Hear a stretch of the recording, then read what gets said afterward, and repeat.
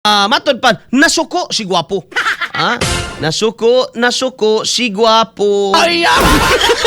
Nasuko ko no mga higala si BBM. Ngano mga higala nga katong OFW, DMW officer nga ni katag mga higala na himong viral. Tong DMW officer dito sa Bahrain nga gisinghagan mga higala ang mga Pilipino. Ato nang tagag-bagtagad kay si Auntie Claire tanawa bay. Tanawa ha. Murag yun siya, wala yun. Gabasa lang yun siya. Ang utos ng Pangulo. Murag siya ga-declamation, mga higala. Ang utos ng Pangulo. Vow. Ang utos ng Pangulo. Paminawa daw. Sige, birahe. XFM Katropa. Ang utos ng Pangulo. Vow. Vow kalinte. Ang utos ng Pangulo. Tulungan lahat ang ating mga kababayan. Script ay. Mga OFWs, lalong-lalo na yung mga naiipit ngayon sa nangyayari sa Middle East. Ang isang public servant ay hindi po dapat na umabuso sa kanilang kapangyarihan. Walang dahilan ang pagyayabang o pagwawalang bahala sa ating mga kababayan.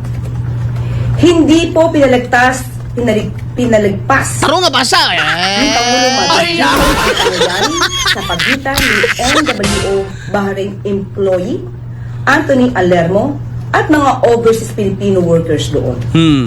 Hindi po ito ikinatuwa ng Pangulo. Mao. Nagalit siya para sa ating mga OFW sa pagmamaltrato ng ilang public servants. Naong daw sa suko, naong daw.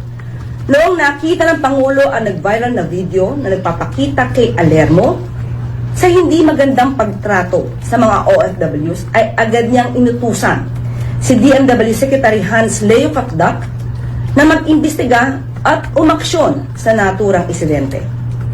Sa ngayon ay nirecall na si Alermo sa kanyang home office habang nagpapatuloy ang administrative ang utos ng Pangulo. Bow. Ang utos ng Pangulo. Bow. Ang utos ng Pangulo. Bow kalinti gid. Tawara. Di ba ingon ko? Pag Duterte ang topic ani bay, di gyud ni mag-script ni. Si Auntie Claire? Murag nakadungog siya Sir Will Flores sa atong komentaryo gahapon nga ay sige pamunit anang politika kay di man ka politiko Auntie Claire. Ang imo is to bridge the people gikan sa impormasyon paingon dito sa mga tao. Mo na imong trabaho dili kay magsikag pamanghag ni Sara pasikat ra gyud ni nagmaayo. Nagtuo mo kamoy sikat anang sige yung pamamirada kang Duterte. Ang mga tao kung pwede pa maduol pa mo gitamparos na mo. That's true. May mga bodyguard lang mo. Now, ang utos kuno ng Pangulo mga katropa nga tulungan lahat na mga OFW. Anong klaseng tulong? Very general ang term nga tulungan lahat. Lahat gani. Term pa lang daan mga higala, it implies ambiguous or general public. Tulungan lahat na mga OFW. Pero paano natin tutulungan sila, Miss Claire? Ante, paano natin tutulungan sila? You should have laid down. Ganito ang gawin natin, no? Nagpadala na kami ng eroplano. Nagpadala na kami ng ganito, ganyan. Kung siya man na may gala nga, tulungan lang. Nagagalit po ang Pangulo. Who cares? Inyong DMW? Sugat-sugat niya sa airport? Ako yung taga-DMW, mahilis na ko na ba? Ako ikatabang sa mga Pilipino. Kasabaan pa sa among tao ang mga Pilipino dito kay way pundo niya musugat-sugat kaya sa airport. Mauwawan ka mga igala ako di ko musugat. Bullseye. Naigo lang may igala magpa-print og tarpaulin. Goods na. Grabe naman grabe naman na may igala nga credit grabbing. Ilagot tong kaugalingong mamasahe nga naaday tay gihatag. Nalagyatak may galang imbahada. Yung ganing imbahada sa Bahrain nga, wala na pong pera. Karon ilatong ipatanggal to mga igalatong ningon nga wala na pong pera. Ngano inyo man to ipatanggal? Disiplinaha to ninyo nga dili na magbinuang. Pero ayon ninyo kalimti ang kamaturan niya gisulti, wa man gyud may pundo. Ang pangutana ngano wala may pundo? Yung kining trip pa lang daan ni BBM sa Amerika, dako na kay gasto ni. Nganong walay pundo ang DMW para ni ana mga higala? Kumikan kay wala ni na-anticipate sa atong gobyerno mga higala.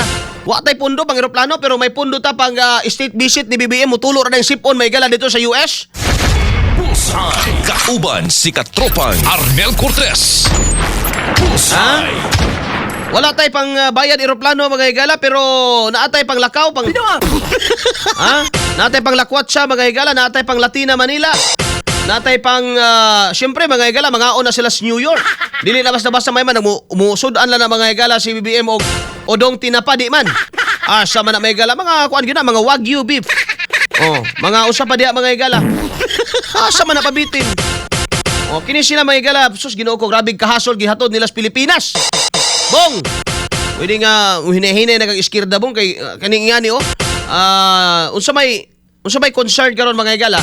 Kinig yung palaliton. Now, kining script ni Claire, mga higala, hopefully, unod na diya tanan.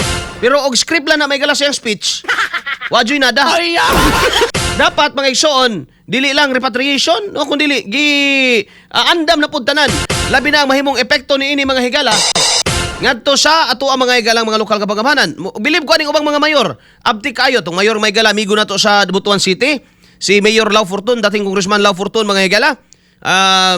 Okay kayo kay pagbuto may gala sa balita nga mo-adjust ang presyo sa gasolina, automatic siya na ilahang grupo mga higala sa ilang city government nga nag-check mga higala, nagdaabay na nga busar nga mga tao nga nagpatanto o nagpasubra sa pagsaka mga higala sa presyo. Bullseye. Bullseye. Naabay ingon ana ang presidente. Igor man mo ingon mga higala nga binabalaan natin yung mga negosyante na namantala hagbay ra. Sa pag-ingon balandaan ni BBM ay gala nga depende daw kung kanus amudugay ang gira, saka pa daw mabatyagan mga higala ang kalisod. Kung saka pa mabatyagan, wa pa kagipangutana, nagsaka na ni mga gasolinahan. Nanong ingana man Katropang Arnel, walay respeto sa presidente. Nga naman, lahi man pong prioridad mga higala sa presidente. Bullseye. Kauban si Katropang Arnel Cortez. Bullseye. Mao na ginaingon lagi tama gani imuhanin si Pulbida.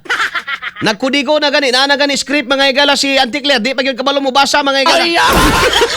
Wajud mo'y mga klaro. Syaro naman di pa nimo na matarong og litos nga naghawid ka na diha og kopya. Kabuang. Bailot tabi.